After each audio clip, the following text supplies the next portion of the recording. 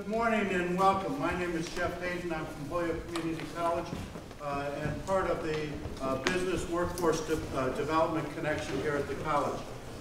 It's wonderful to have all of you here for this workshop today. Some familiar faces and some new faces. And just to get a sense of the breadth of the room, just a quick show of hands. Those who are community college faculty or instructors in business or IT combinations, raise your hands. Those of you who are IT faculty, business connected, the K-12 or high school level.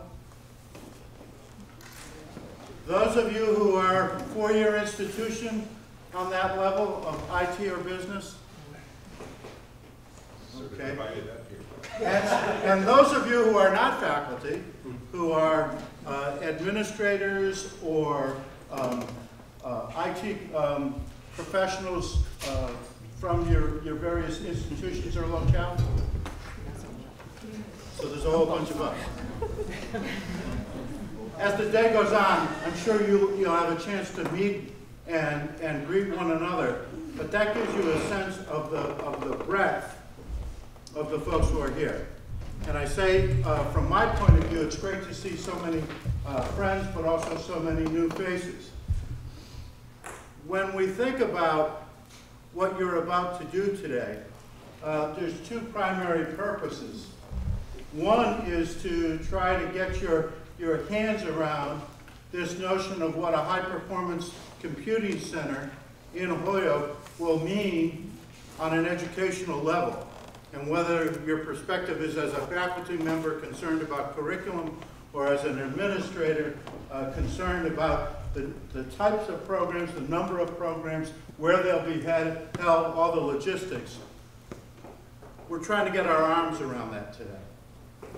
We're also trying to help the folks who are doing the planning related to the High Performance Computing Center to let them know what we're thinking about and the work that we do and how that might connect to the effort that's now underway.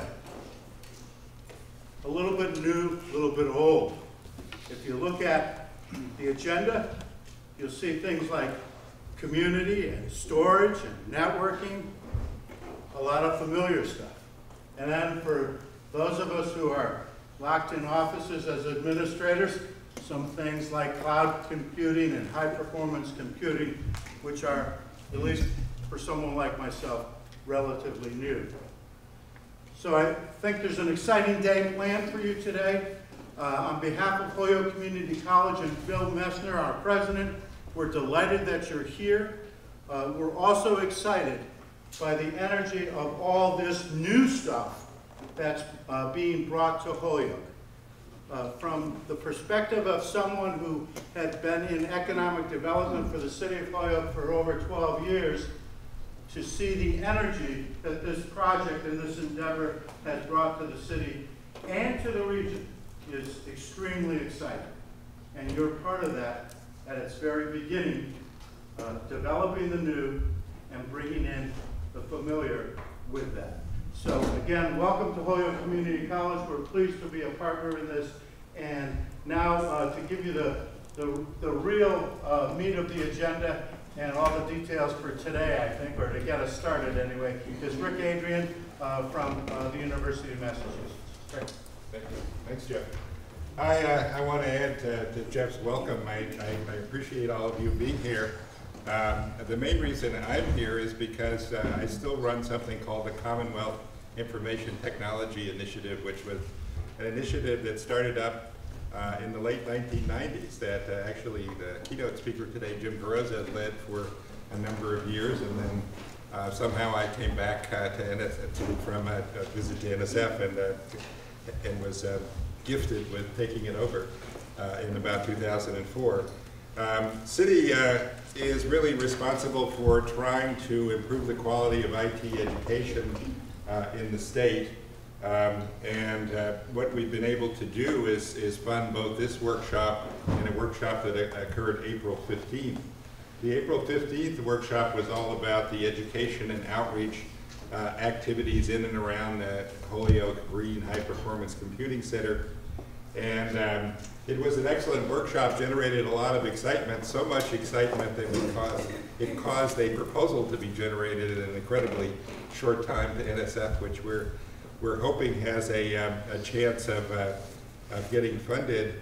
That proposal will actually integrate efforts by the partners in the High Performance Computing Center, which are UMass, MIT, Northeastern, and Boston University, EMC, and Cisco, with the 5 colleges, and with Holyoke Community College and Springfield Technical Community College, Holyoke Public Schools, and a number of community-based organizations in the area, to try to get the workforce in this area prepared to for being able to enter the workforce that will be generated in and around the center. Several people have asked about whether or not slides from that workshop are available, and they are. And the URL for it is very long. You might try Googling it, but if not, try Googling GHPCC, so Green High Performance Computing Center. Otherwise, you can go to the city, the Commonwealth Information Technology Initiative website, which is http://city.mass, not UMass, city.mass.edu. And you'll see a link on the right side of that webpage that will link you to that site. There's also going to be a report on this workshop that's being developed right now. We hope will be out in a few weeks. And if you're interested in getting a copy of that workshop report, either see me or Renee Fall, who will put you on the mailing list.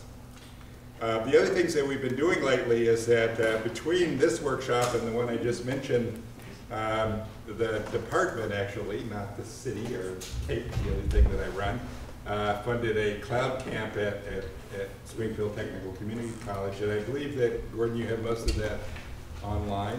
Yes. From the cloud camp.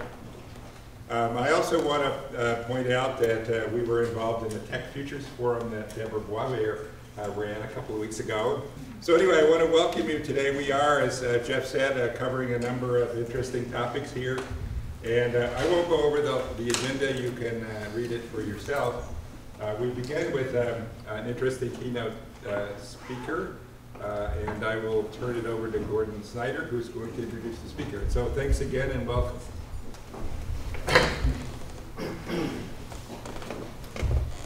Hi, my name is Gordon Snyder. I'm the director of the National Center for Information Communications Technologies. We're an NSF National Resource Center at Springfield Technical Community College. And I guess I've got the privilege of introducing Jim Kurose here from UMass. Jim, I'll keep the bio short because he's got a huge bio. He received a BA degree in physics from Wesleyan University, his PhD degree in computer science from Columbia University. He's currently interim dean at the College of Natural Science and Mathematics and distinguished university professor and past chairman in the Department of Computer Science at the University of Massachusetts, right up the road in Amherst. He's also co-director of the Networking Research Laboratory, the associate director of the NSF Engineering Research Center for Collaborative Adaptive Sensing of the Atmosphere. He's done a lot more stuff too, including at one time he was on our board. Then he left. He had all the success though after he left us, so we like to think we launched his career. But him and Rick have been involved with this High Performance Computing Center for a long time, since the start. I think it was, 2008, there was an initial meeting held by the MIT president, Susan Hockfield. So they've been involved, and these guys have been great for us to work with. I think they understand community colleges very well, and they're very interested in our students and our faculty. So we're pretty fortunate to have them here, and I'll stop now.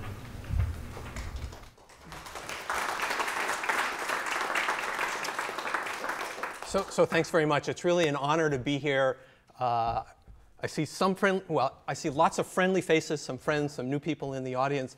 You know, my research specialty, as Gordon mentioned, is computer networking, not high-performance computing, although I'm learning about high-performance computing. And I was driving in this morning thinking, how am I a keynote speaker about high-performance computing? And I think it arose because Eric Nakajima, who is the senior policy analyst for Greg Bielecki, who's the Governor Patrick's secretary for Housing and Economic Development, who's really played a key role in getting the Green High Performance Computing Center going. Eric called me one day last March or April, and he says, well, this thing's really gaining steam, and everybody keeps saying high performance computing, and I have no idea what that means. And so you're a teacher, and maybe you can explain it to me. And so I took 15 minutes, and after that, he said, oh, okay, now I get it. And I think he's been telling people that. And so I gave a talk down at STIC not too long ago about this. But anyway, I'm very happy to be here. And actually, there are people out there here who know way more than I do about HPC. It's great to have so many teachers, right? Because, you know, as teachers, we're not afraid to say, gee, you know, I don't know, but I bet you know, and point to somebody and ask them to help you out. And as you know, you're all teachers, or many of you are teachers, and you know how great it is to have people ask questions and have it be interactive. So I'd like for this to be really as informal as we can. So let me just get my laptop started. It's actually a multimedia presentation. I have some videos from YouTube, and I got a flip camera recently, so I took some of my own videos. So we'll see how it goes and just sort of play this by ear.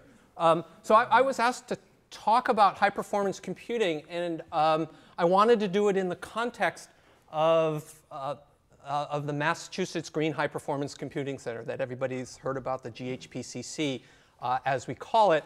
And instead of talking about construction, which we do all the time, I'm an academic. Academics love to deconstruct things, right? So I'd like to sort of structure this talk just around the title itself and basically just look at 4 different questions. So it's got high-performance computing. So what is high-performance computing?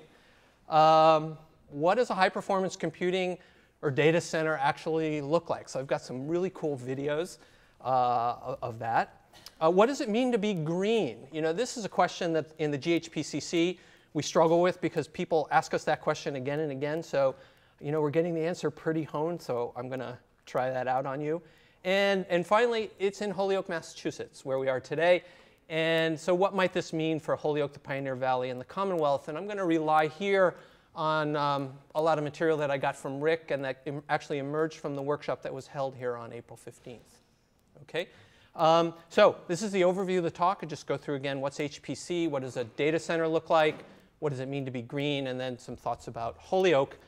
And I don't know if this is too small for you to read, but I realize that you should realize that I don't speak for the GHPCC. I don't speak for the University of Massachusetts or my friends, my employees, my family, the Commonwealth, or anyone else, right? You get me as an individual, okay? And that way, we're being recorded here. Anything I say, so it may reflect badly on my employers because, you know, I work there or something like that, but don't take anything I say as policy, okay? All right. So with that as a caveat, let me sort of start off with this question of what is HPC, high-performance computing. And you know, it's really pretty simple. It's simply this notion of using large clusters of computers, or in some cases, but one might argue less and less, very special purpose supercomputers in computing applications. And to me, the key word here is applications. Okay. I'll turn that. I didn't even look at how long it's been since I've been backed up. It's probably been a long time, but I have the talk on a stick here, so the most important thing of my life right now is backed up. So the key word here, when we ask what is HPC all about, it's really about the applications. And we'll talk about the hardware, and we'll talk about what a data center looks like, but in my mind, this is all being driven by applications. And these are special applications in the sense that they're computationally complex. You know, in theory, you know, if you're, you know about Turing machines and stuff like that, you can compute anything given enough time and space and memory and stuff like that, but it would just take a long time. And so HPC is really being used to address hard computational problems that just need a lot of computing horsepower. Now, I've been trying to track down this notion, who first said that this is the third leg of science. Gordon mentioned an early conversation with Susan Huckfield, the president of MIT. She's the first person I heard say it, and I thought, wow, she is so smart. I wish I'd thought of that. And then I Googled it, and you can trace the references back to the 1980s. So, but it really is true that computation is becoming more and more important in the sciences and in engineering, and actually in other fields also, as I'll talk about. So, so to me, what does theory mean? It means equations, and so, I don't know, I majored in physics, right? So Maxwell's equations on the left, and I work with atmospheric scientists who do computational fluid flows, and so we have Navier-Stokes equations on the right. Anyway, there's a certain amount of things you can do in closed form with some math if you make the right assumptions and things like that.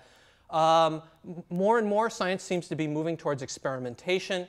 There's sort of small bench experimentation. This is the Large Hadron Collider that you've probably been reading about in CERN, right, in Switzerland. And so this is actually, it's as much about computation and storage as it is about the physics. I mean, this is one big scientific instrument here. They've got like 100,000 computers that they use to crunch on the data. They generate data at about 1.8 gigabytes per second when they're running their experiments. So massive amounts of data and massive amounts of analysis, as you know. So in some sense, there's already, maybe I try and divide my time.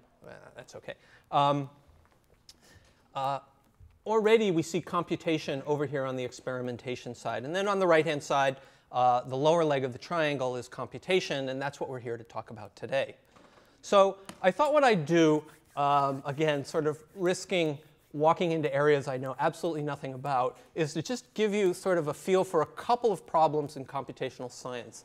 And so let me begin with this problem of protein folding. This is something that HPC people have been working on now for 10 years. And I haven't had biology since I was in high school. And it's amazing to me. I said to my daughter's a freshman in college, and she learned way more in high school than I think I ever learned in college. But so think of a protein. When a protein is created by a cell, it's this long sequence of amino acids, which can be, and so think of them as all little chains, and each one of those can be any of one of 20 different types. So it comes out, in my mind, as sort of a big, long string. And then what happens is it's one big molecule. Now, the molecular forces, once this is created, are going to make it, parts of it repel, parts of it attract, and the protein's going to fold. And it's really this folded structure that represents the functional protein. And so understanding how these proteins fold, and correctly or incorrectly, are really key to understanding a lot of things. So in diseases, misfoldings linked to Alzheimer's disease, mad cow disease, and a number of other diseases, in the sense that you find a lot of misfolded proteins present when those kinds of diseases are present. When you think about drug designs, I think people look about how flexible proteins are, and when they come in contact with things, how they dock and stuff like that. You can tell I'm clearly not a biochemist, right? And I know nothing about medicine. But it's these computational aspects of knowing how the protein folds and how it docks or doesn't dock with other macromolecules is sort of what determines whether or not it's actually functional. OK, this one I'm a little bit more comfortable with.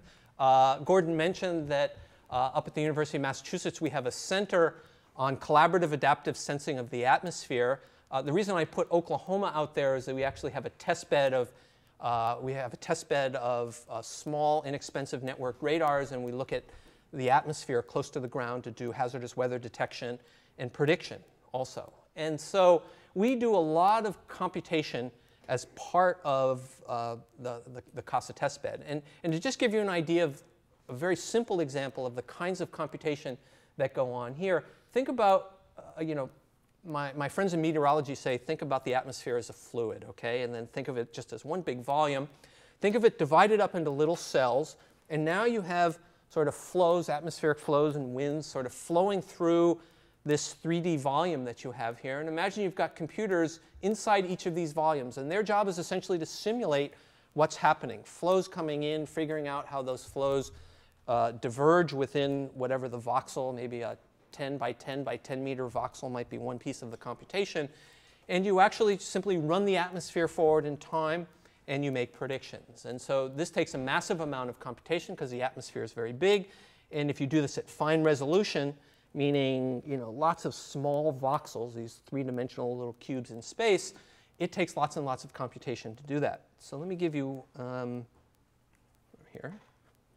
Let me give you two examples here. This first one, the colorful one on the top left-hand side, comes from Ming Zhu, who's a part of CASA. He's at the University of Oklahoma. And what you're going to actually see here is a prediction 30 minutes in advance of a tornado, actually, that occurs in the future. So the idea here is to look at the current state of the atmosphere, use those measurements to seed the initial conditions of the calculations, and then run the calculations forward in time, faster than real time, so that we can do warning based on, we were talking at my table beforehand about how we can't predict the weather days in advance, but actually doing it 30 minutes in advance can be a very valuable thing for something like this. So here's an example on the left-hand side of the, over here, you'll see the simulation. On the right-hand side, you'll actually see the measurements that were actually taken as things were unfolding in time, right? And so the continuous version is the computation, and the right-hand side is what actually happened. And,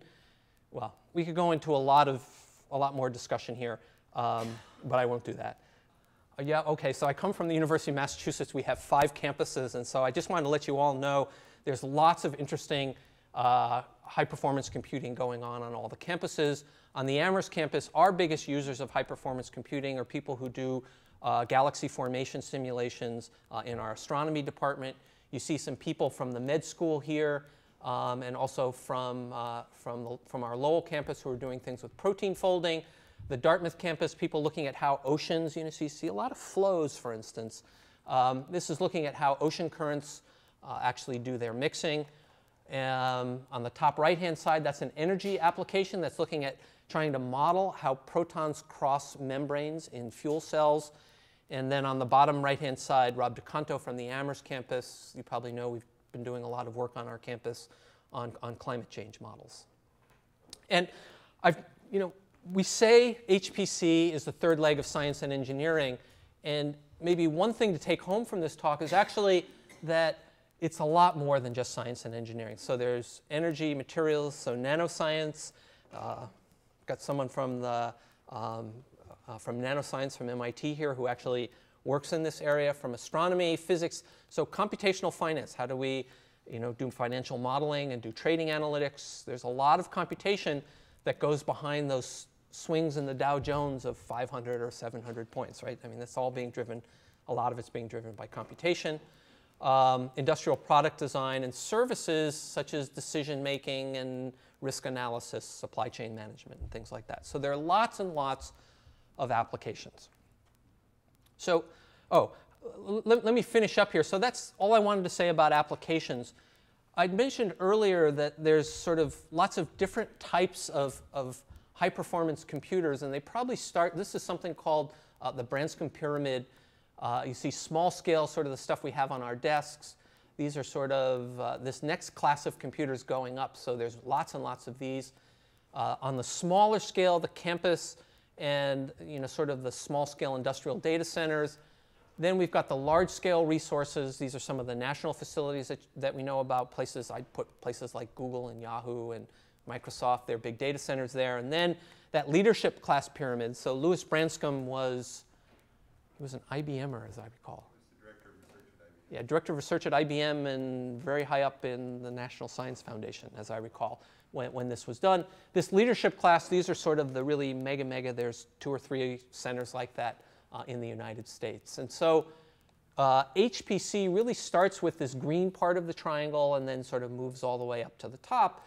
And quite honestly, my impression, and again, this is just me as an individual, a lot of the stuff is really happening here. There's a quote that I pulled off the web from Dan Reed. Most science is conducted at the lower levels of the pyramid using desktop computers, laboratory clusters, and university-scale computing infrastructure. If you think about the GHPCC, it's falling right in here. So we'll talk about what's actually could be in the GHPCC, but this is essentially the academic research computing infrastructure of a number of educational institutions. Doing these kinds of HPC calculations that we just talked about. And they are remote, right? Well, they're not so remote for us on the UMass campus, but for those of you who come from Boston, you know, it's an hour-and-a-half drive down the pike. But at the speed of light with a gigabit, you know, gigabit fibers, it's like being in your backyard. And in fact, a lot of the campuses are already moving their stuff off campus because on-campus space is so expensive. Okay, so that's all I wanted to say about HPC. So, right, many of you are professors, so it's always good to stop and say comments or questions. Anybody want to say anything? Okay, so you also know when you're teaching, you look at the eyes of people, and if people are looking at you, that's a good sign, and if the heads go down like that, that's a bad sign, but everybody's looking up, so I'll assume it's okay to continue. Question. Oh, yeah, great. Could you just comment on the sensory elements in those 3 or 10 cubic centimeter spaces?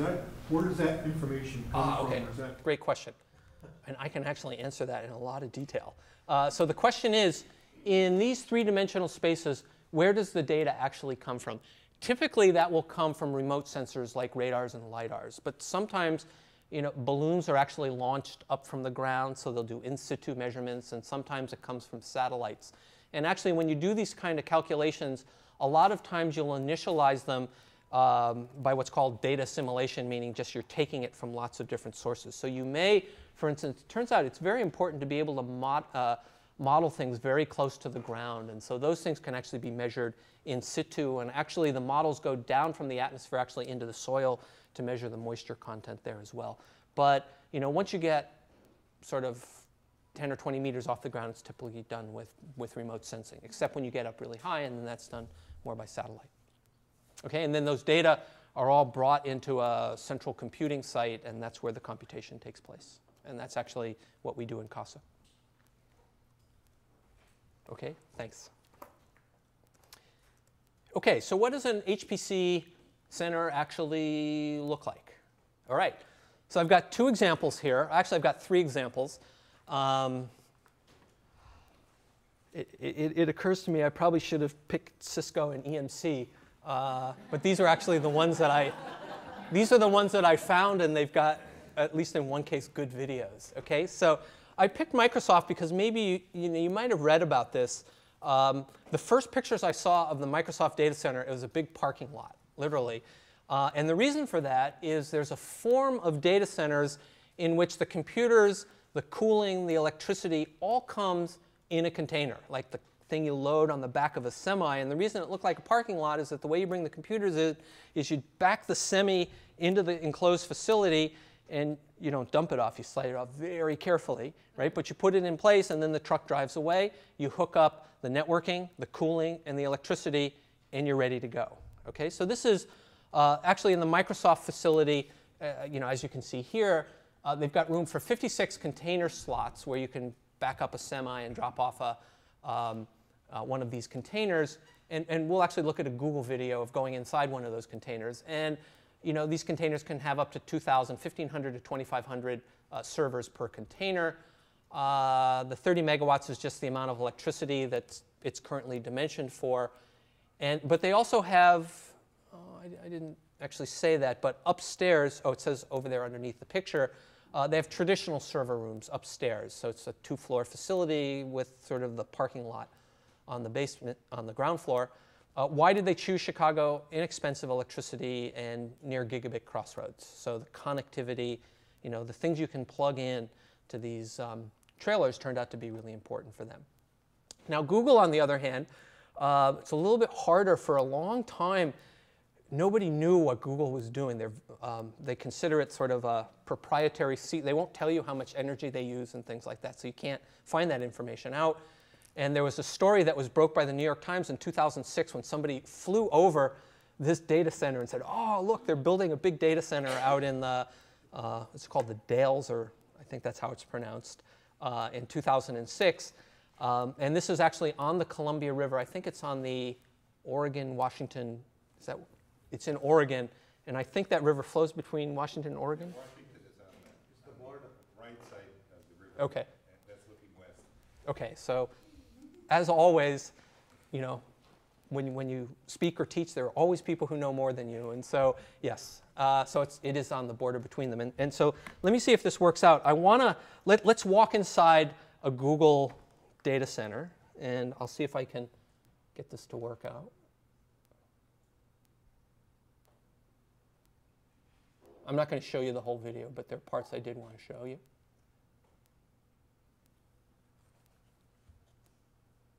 All right, so far so good. Welcome to a video tour of Google's first container-based data center. There are slots for over 45,000 servers in 45 containers housed inside. The data center itself went into service in 2005 and supports 10 megawatts of IT equipment load. It has a trailing 12-month average power utilization effectiveness value of 1.25. We start with the plan view and focus in on the equipment yard we will be visiting. Here, we see the cooling towers, the power distribution centers, and the generator farm. So this is the outside. You see sort of the basic infrastructure that's providing the electricity, cooling. The plant itself is designed to maximize water side economization through a combination Okay, so I'm going to process water temperatures, low approach temperature. stop that and move us a little bit forward to where we actually go inside. So this is all this is just talking about piping and stuff like that. So it's cool, but we don't have all day here. So let's go. Okay. So let's go inside the containers.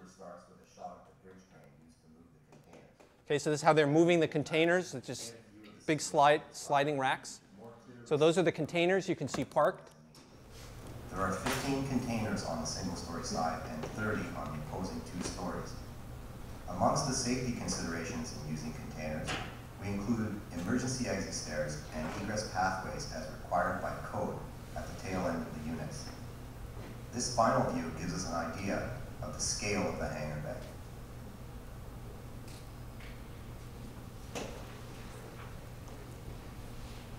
In this segment, we follow one of our technicians to the container where he is dispatched to perform this. I think this is actually a different site, but you can see the back end of the containers there. This is someone who's going to go in and swap out a module, essentially a server. You must first verify the machine location. As you see here, each tray is outfitted with an onboard UPS running at greater than 99.5% efficiency. Once inside, our technician removes the tray blank and installs the repaired server tray.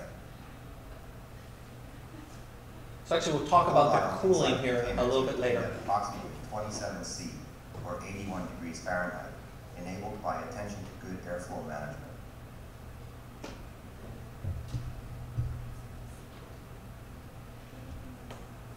Here we show our idea of Google nightlife. That's just to show you that they have a sense of humor, I think. This is another guy going inside the container. Maybe we can stop that there. Anyway, to me, I thought that was fascinating, sort of seeing what an inside actually looks like. Whoops, I have 2 here. Here we are. Okay, so these are really pretty mega data centers in my mind. So now about to sort of human scale, or I'm not quite sure what the scale is. Actually, I thought I'd show you this picture. This is a picture I took with my camera less than a year ago. This is one of our high-performance computing centers, was one of our high-performance computing centers at the University of Massachusetts, actually for computational chemistry. You'll see the air conditioners from Walmart in the windows. You'll see fans that are blowing air from the room towards the air conditioners. You see the racked computers and things like that. And in many institutions, this is how HPC sort of gets started. And you know, it's a little bit embarrassing to show this. Actually, this room, well, I'll show you where they are now, right? So that cluster is actually sitting, well, you can't see, my pointer's not working. It's sitting at the left-hand side of that second aisle, actually in. So the university built a $3 million data center about a year ago. It's getting close to full already. It has 23 water-cooled racks, and if this works out, I have a little video of this as well. So we've migrated on our campus from what you see on the left-hand side to what's there on the right-hand side. And so this is Jim Molesky, who does high-performance computing. He's sort of the systems guy for that entire facility there. And let me see if this works.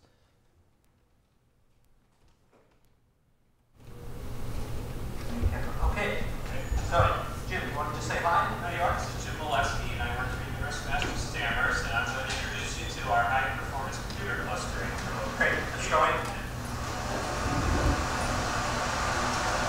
This room was built about a year and a half ago.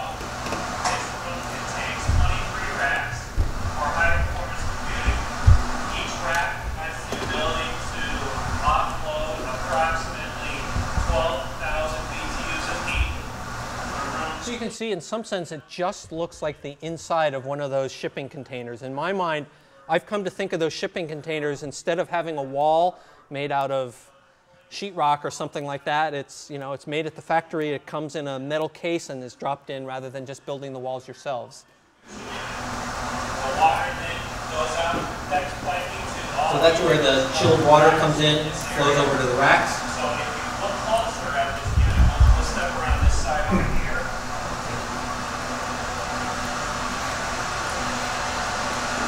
All of these racks have built-in air conditioners. So let me, I'm going to skip forward here, and I have to get his permission to put these videos online, but I'll do that. Let me see if I can.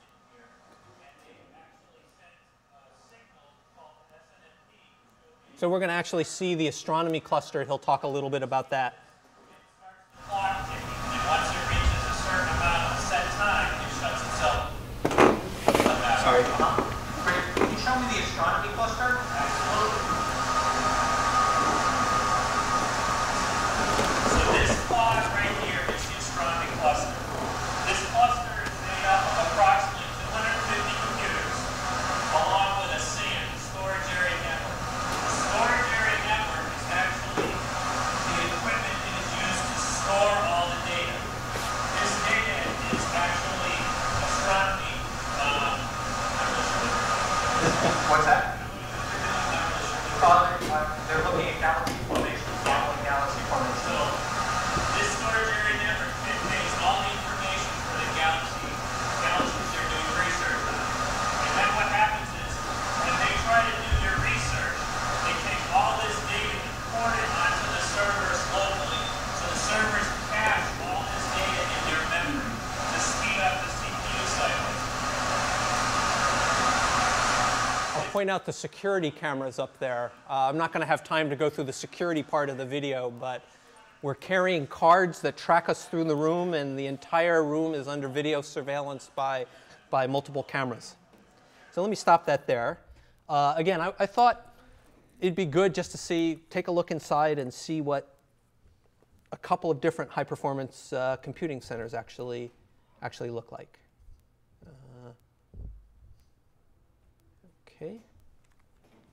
Okay, and so that was the one that we just opened at UMass Amherst not too long ago. You might ask yourself, what do people look for when they're actually choosing a location? So this was a quote from Google, and I underline the important terms here. And living here in Holyoke and in the Valley, we probably recognize a lot of these: energy infrastructure, developable land, an available workforce, and a team from the local community. And that's certainly something that we've got here.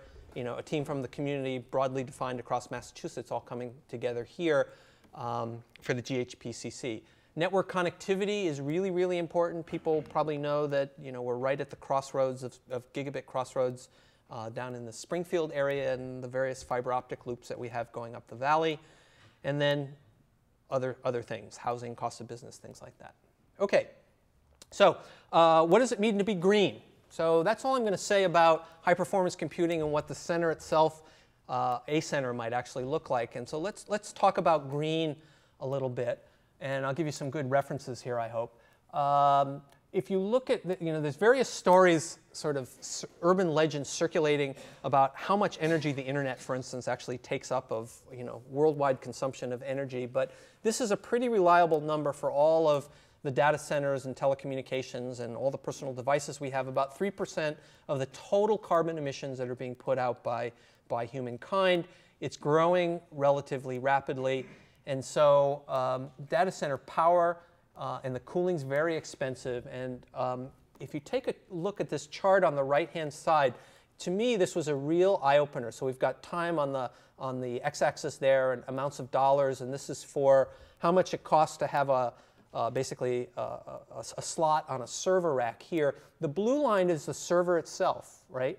And so I think people think, oh, you know, high-performance computing, it's those expensive computers. If you look at the dashed line, that's just the energy cost of running those computers, and the pink line above that is the sum, I think, is the sum of the sum of the energy cost plus the infrastructure cost. And you see, we're at a crossover point where it's actually costing us more to run and manage the computers than it does to actually buy the computers in the first place. So this notion, you know, think back to the 1960s and the, you know, an IBM 360 cost more than the, you know, the entire budget of, I don't know, the town of well, I shouldn't pick on any town, sorry.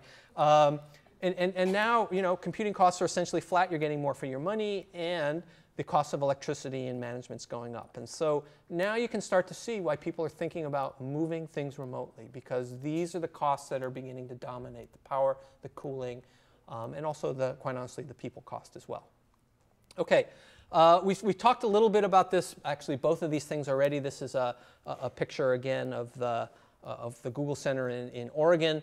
And green and cheap electricity as sources for data centers having low carbon footprints, incredibly important. So here in Holyoke, of course, we have the dam. Actually, I'll show you something I pulled off of the Holyoke Gas and Electric website about where their energy actually comes from. Before I do that, let me just make a couple of comments about where one saves energy in a data center. I think there'll be more discussion about this in some of the breakout sessions here. So, well, first of all, we can have buildings that are smarter and more energy efficient.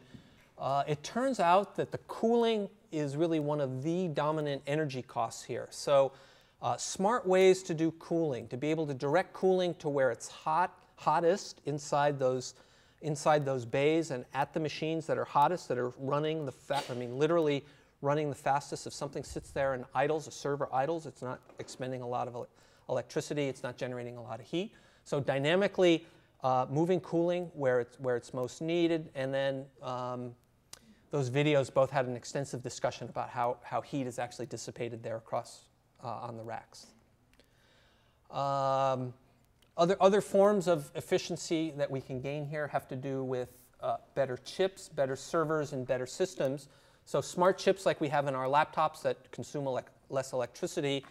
Servers, if a server is sitting there doing nothing, it's consuming order 80% of the amount of electricity as when it's running full tilt. So if it's not doing anything, you want to turn them off. And so you've heard a lot, and you'll hear a lot today, about virtualization technology. So if I've got 10 machines and there's a little bit of work here, a little bit of work here, a little bit of work here, what I really want to do is I want to concentrate that work on a couple of machines and shut the other ones off. And virtualization technologies, which you'll learn about today, hear about today, allow us to actually move jobs and data around relatively easy in a computing center.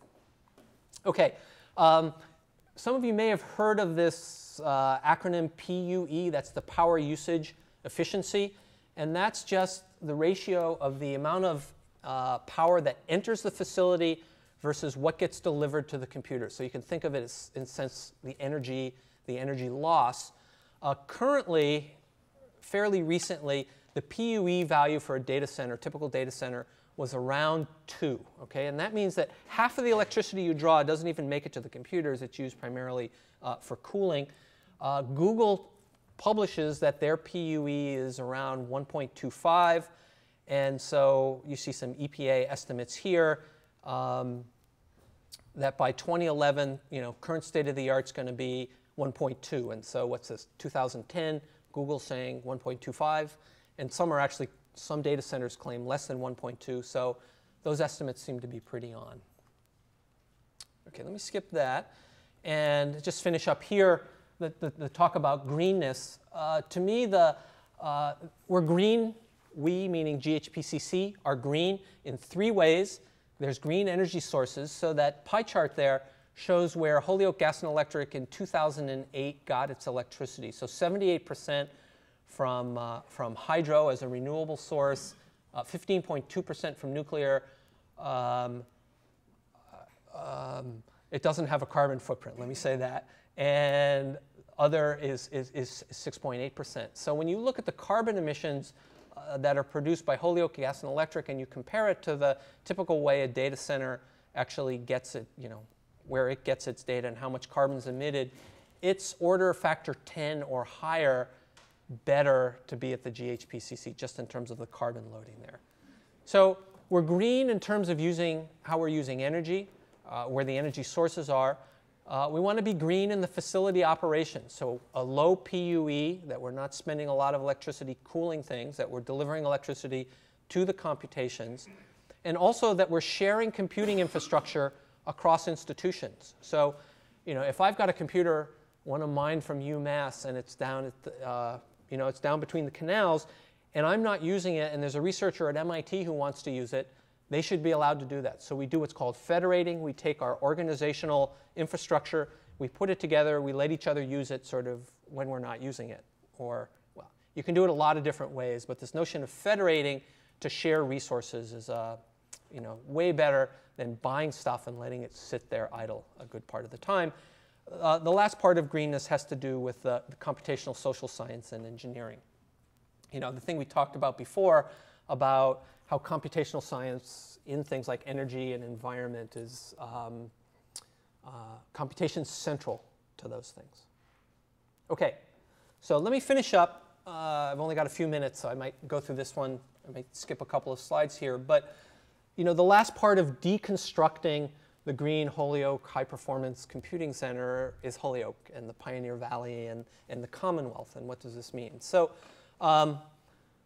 this was a slide actually I did quite a while ago, but it gives you the idea, right? That this GHPCC is envisioned to be a lot more than a black box that's got a bunch of machines running inside it. That it's enabling research and important computational applications, and those applications are touching lots of things that we do as people.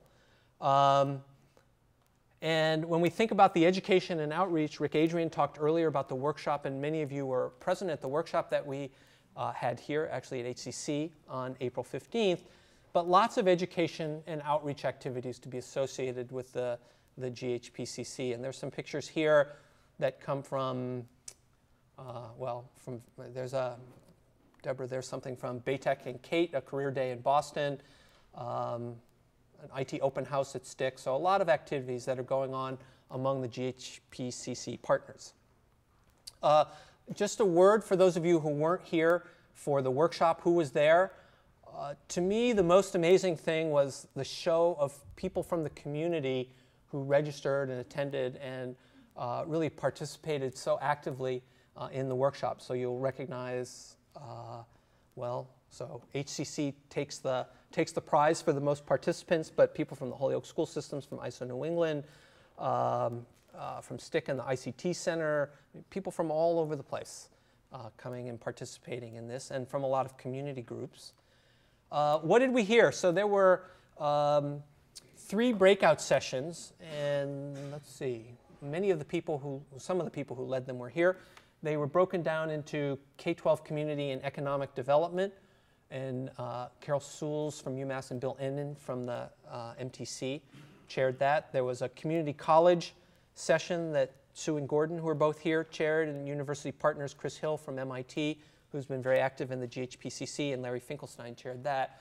And I've just got one quick slide each on those. And as Rick mentioned, there's a report that's pretty much nearing completion that'll be posted that goes into a lot more details. So if you go to www.city.mass.edu and then go to the page that looks like this, that's the banner. Oops, got a better pointer. That's the banner from the workshop. You can pick up that report. So some of the key issues that came out of the K-12 and community workshop are access to computational and network resources in the Canal District, the opportunity to learn about computing, and really to ground what's being done in the community. and I think that message came across loud and clear with the need for them to be cross-cultural and also multi-generational.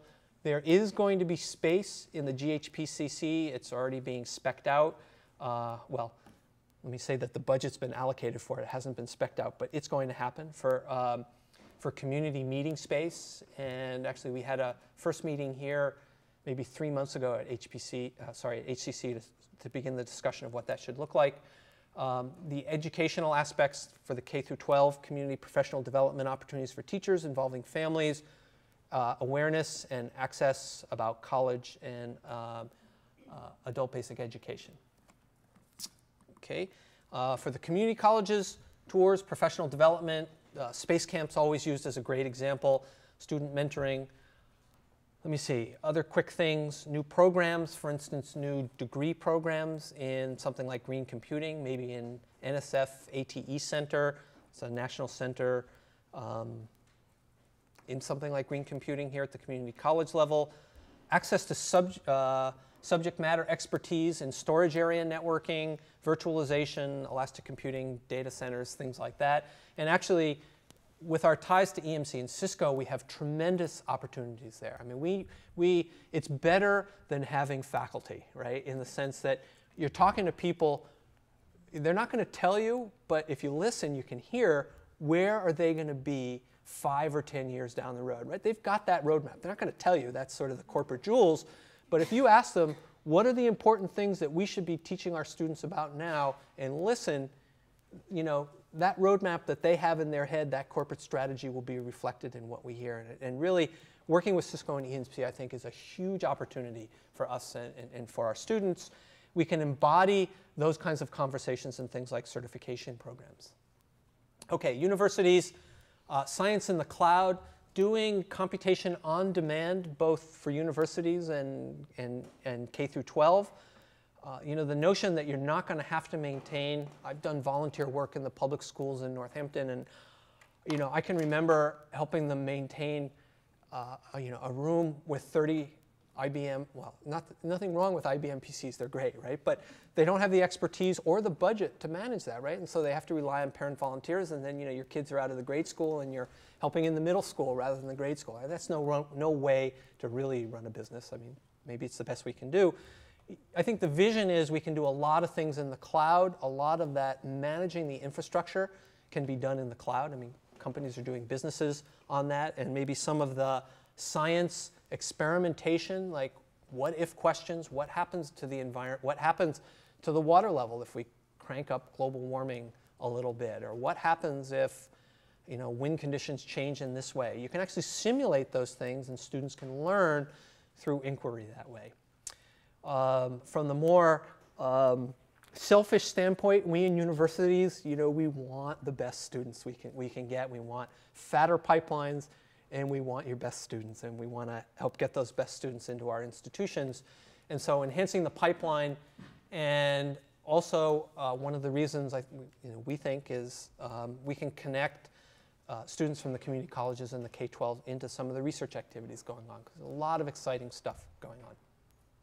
Okay, I'll close here. Rick had mentioned that there's a proposal that actually he was the principal investigator on, and a number of people in the room were involved in. This went to the National Science Foundation, broadening participation in computing proposal that builds on what's happening in the GHPCC.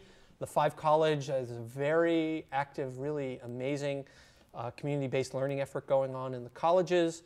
And the 5+2 means the 5 colleges and HCC and STIC, by the way, and CATE, which is the Center for Advanced Information Technology Education that Rick leads. There was, pardon me? Leads with help, sorry. I didn't actually hear what you said, but leads with help.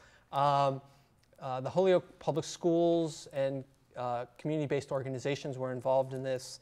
There were education, outreach, and training things that were happening there. I guess the one thing I want to say is that I think it's a first effort to involve a broader group of people in helping shape what actually happens here in Holyoke with high-performance computing. Normally, you know, a management diagram from a grant proposal is pretty boring, and this is probably pretty boring. I mean, it's just a Venn diagram after all.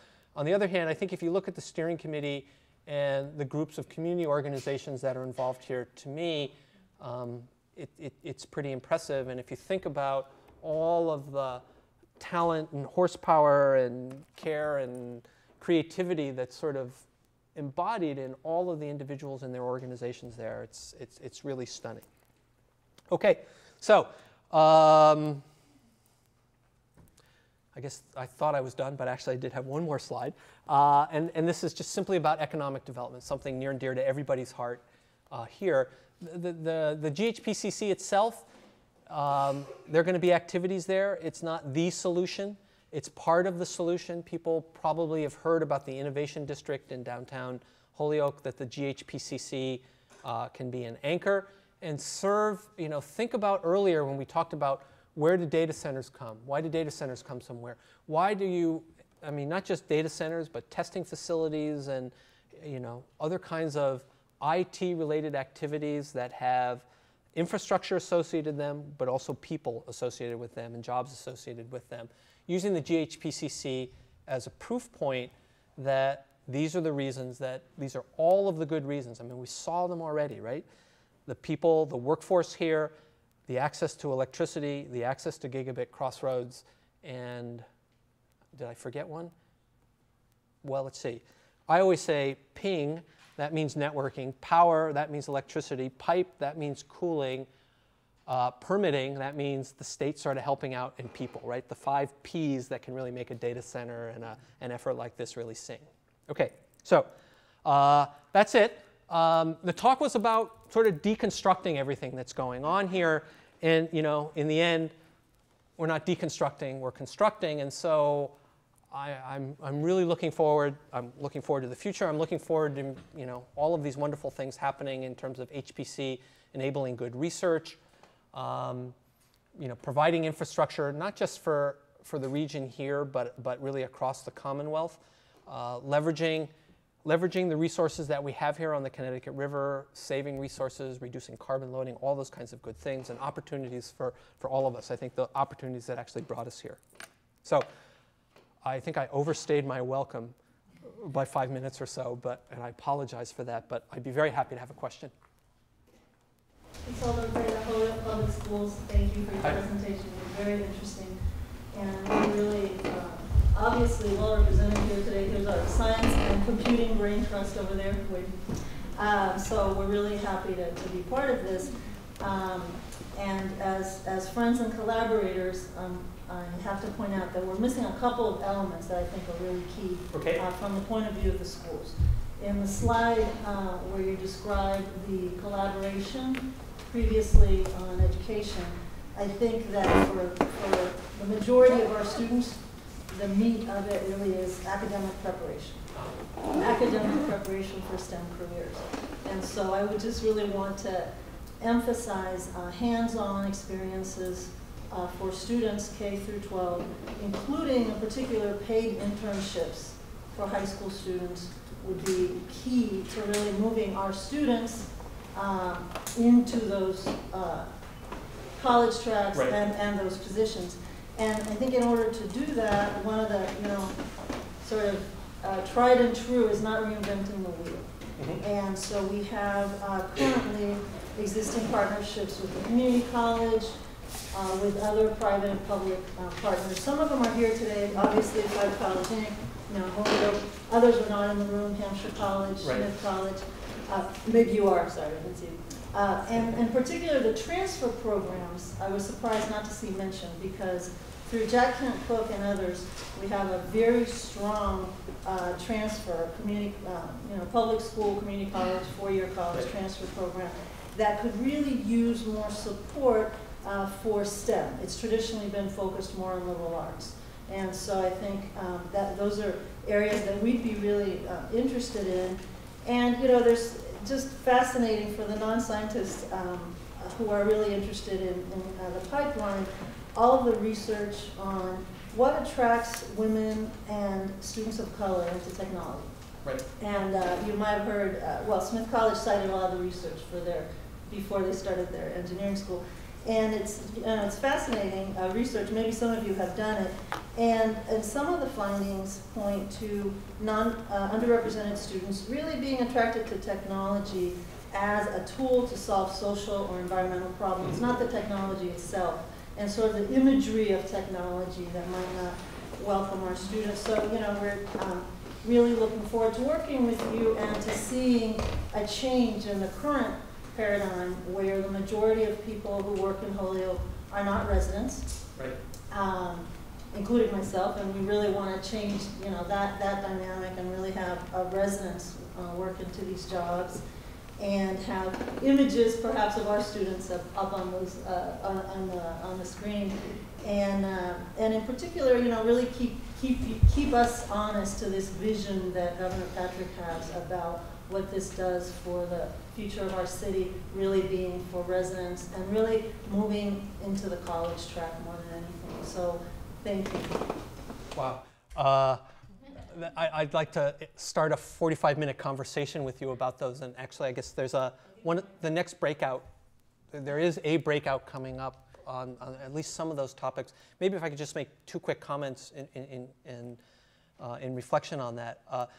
I didn't do justice to the proposal here just because there wasn't much time, and certainly STEM plays a very important role. I mean, in the proposal, and I certainly should have pointed that out. You mentioned increasing the pipeline, sort of the size of the pipeline for women and underrepresented groups in computing. I mean, certainly that's been the mission of Kate, and to me, it's been very interesting. I've spent time teaching at the University of Puerto Rico in Mayagüez, and the undergraduate population there is 40%, when the campus has a manifestly different feel when you're walking through the engineering school there, and it's 40% women, and is just, and I ask myself, it's part of the, why does it happen there and why does it not happen here? And they seem to have, there's an attitude and sort of a threshold that there's a critical mass of students, and the students are motivated to be there, and it's as normal as breathing for the population of women in engineering to be close to 50-50, and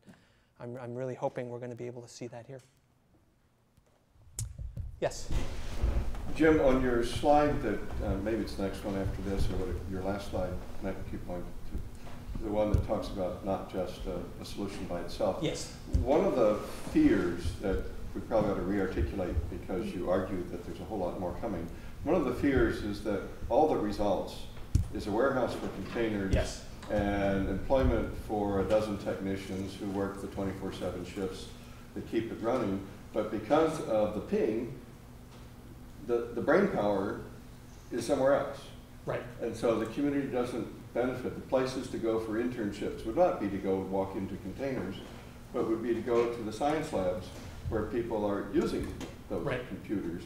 And so could you talk a little bit about how the worst fear is going to be avoided, that it's just a container warehouse and the technicians who swap modules in and out? Okay, so I mean, it's a great question, and it's a very real concern. And so maybe if I could just summarize it so we'll have it on microphone here. The concern is that there'll be some number of technician jobs and there'll be some number of building jobs created, but we really want to do a lot more for a lot more people than just those relatively small number of people who will be employed by the center. Where will the research jobs be? Where will where will all the other jobs be? So I think that can be addressed multiple ways. One is through the educational opportunities. First of all, I think that the excitement and the opportunity to actually do things, the fact that there's educational space there, is a way to bring more people in to be associated with it. You're right, the GHPCC facility itself is not going to create tons and tons of jobs. And that's why I actually mentioned, I mean, it probably sort of went by too quickly, but I talked about testing facilities and things like that. And so what I think, there was a very interesting conversation that happened at the discussion for the Holyoke Innovation District the time before last, when this concern was raised, and it may have been one of the council people from Holyoke raised the question, said we should be thinking about the number of jobs that we're creating per megawatt. Right? Think of it that way rather than, okay, megawatts and how much computing we can do. Think of it from a jobs prospect also. You know, I do know for a fact that the city, well, I've heard, you know, I've heard that, you know, the city has been in discussion with other companies that have considered or are considering locating here. I mean, to me, the kinds of jobs that I think would just be absolutely golden are the kind of, you know, the kinds of facilities where you bring people in, they need the infrastructure, but you need the people there as well. And that's why testing is a good example of that, because machines are going up and down, you're trying things out, you need people there, you need well-educated people there, but you also need access to the facility. And I think, I'm hoping, and I think a lot of people share that those are the kind of jobs that you really want to be able to attract. And in that sense, I think the GHBCC serves as an anchor, but again, it's not a solution. Yes? What percentage of the data center capacity Google's or Microsoft really gets used? Pardon me? The question was what percentage of a data center Capacity. like Microsoft and Google actually get used? Yeah. Okay, so this is a question I don't know the answer to, but we've got maybe Rajiv Sridhar from, we've got a couple of people who run high performance computing centers here. Maybe somebody would like to volunteer and answer? So maybe just to get clarity on the question. You want to stand up and just introduce yourself? Hi, Rajiv Sridhar. I'm in the IT work stream. I'm from Northeastern University. Just to get clarity on the question, you're asking what percentage of... Take for example, Google. It has a huge data center, and a lot of computing power is in there. What percentage really gets used? 10%, 5%, 20%? So the question is, if Google and Microsoft have large data centers, what percentage of the compute power actually gets used? Yeah. I would say, and well, I can't speak to Microsoft or Google's, but I know that traditionally a high-performance computing center has just a large number of computers, and people who want to run computations queue up their jobs. So traditionally we run these kind of clusters or sets of clusters at 80 to 90% workload. If we're not running at 90%, I don't think that we consider ourselves using it well. Yeah. So let's see, I think Prashant Shenoy, who's a professor at UMass in computer science, does research in data centers. The high performance computers are probably very different from Google data centers or enterprise data centers. Typically, the average utilization of data centers is very low. It's around 10 to 20%. But there are peaks that come, and that's the reason you have all this excess power, because like if you take a news website, for instance, a big news story breaks, the workload surges. So you need to have this extra capacity for those peaks, and this is the reason you over provision your systems quite a bit. So the average is very low, but the peak can be actually very high, which is why you have to build a lot more capacity. The same is true of the power grid, right? So in the winter or when it's not summer, the utilization is low, but you have to build for the hot summer days. So it's the same thing. Yeah. Provisioning for the peak also means that we are wasting a lot of energy, a lot of power, and a lot of capital for the non-peak periods.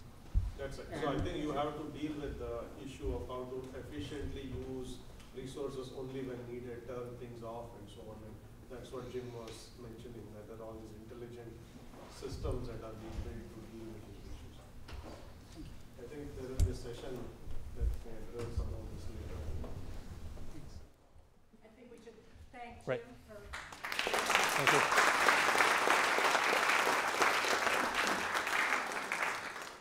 It's my job to orchestrate the next 15 minutes of break. There's food, there's restrooms down towards the elevator, and then the first breakout sessions on the 4th floor of this building. So you're going up one floor, and there's 4 different breakout sessions, which hopefully you all have an agenda for. Lunch is over in a different building, and of course we thought it might be a cool day for you to take a walk and get a box lunch